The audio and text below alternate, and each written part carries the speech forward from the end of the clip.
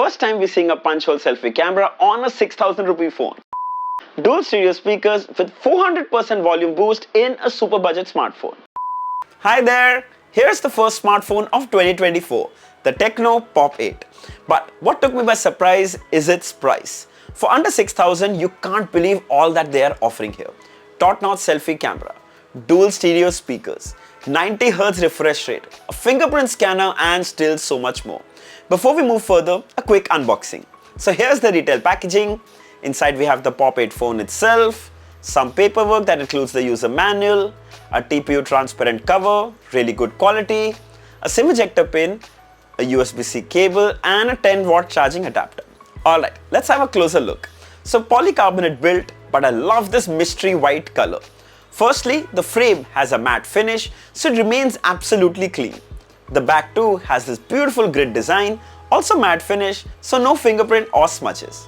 On the top is a 12 megapixel dual AI camera with flash, dual stereo speakers, one on the top and one at the bottom. Also there is the headphone jack, a microphone and a USB-C charging port.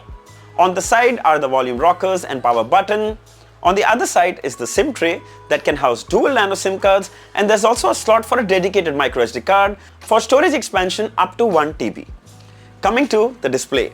So it comes with a 6.5-inch LCD display with a resolution of 1612 by 720 pixels. The color reproduction is actually pretty vibrant and even the smallest text is so clear.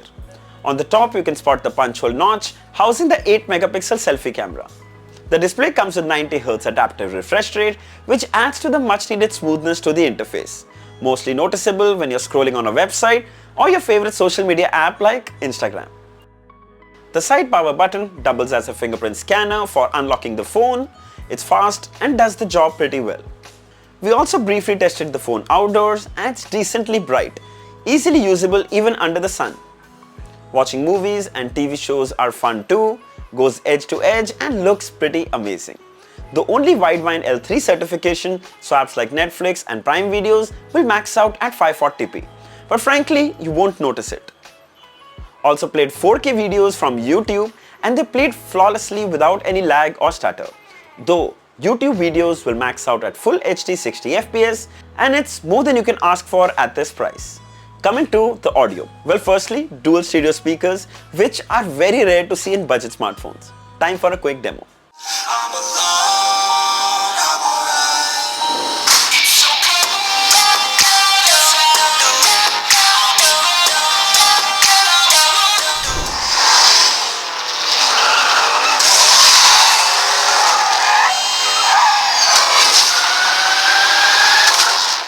Alright, so firstly it gets really loud, and that too without any distortion.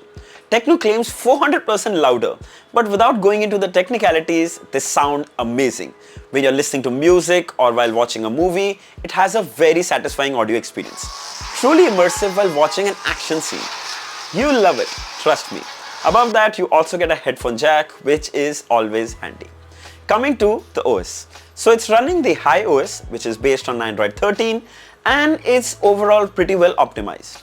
There are very few bloatware apps like the Visha Player or the AHA Games app, which by the way can't be deleted. But still, overall it's quite clean, so no complaints here. Coming to the performance. So it's powered by the Unisoc T606 chipset. It's a basic 4G SoC that can handle all your day-to-day apps like Netflix, like WhatsApp, YouTube, Instagram, no problems at all. The unit we have came with 4GB LPDDR4X RAM with support for virtual RAM expansion of 4GB, giving a total of 8GB RAM. It's good enough to launch apps quickly. Also, multitasking is pretty impressive. Overall, it's smooth sailing. We ran the Antutu benchmark as well and it scored 2,46,000, which I think is pretty good for a phone in this price. 64GB storage and storage type is UFS 2.2. We ran the storage test for that as well and it scored 712 MB read and 450 MB write. Coming to gaming, and what better to test than BGMI. What surprised me is how well the game played even on such a budget phone. We got about 30 FPS but barely any drop frames or lag. Easily playable. It's definitely not a gaming phone, but surely you can play casual games without any hiccups on the Tecno Pop 8. Coming to the battery. So we get the usual 5000 mAh battery that will easily last you 1 and sometimes even 2 days, all thanks to that 720p display.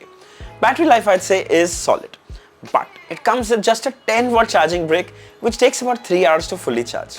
Again, for the price, it's the best you can expect. Coming to the camera. So here are some camera samples taken from the rear sensor.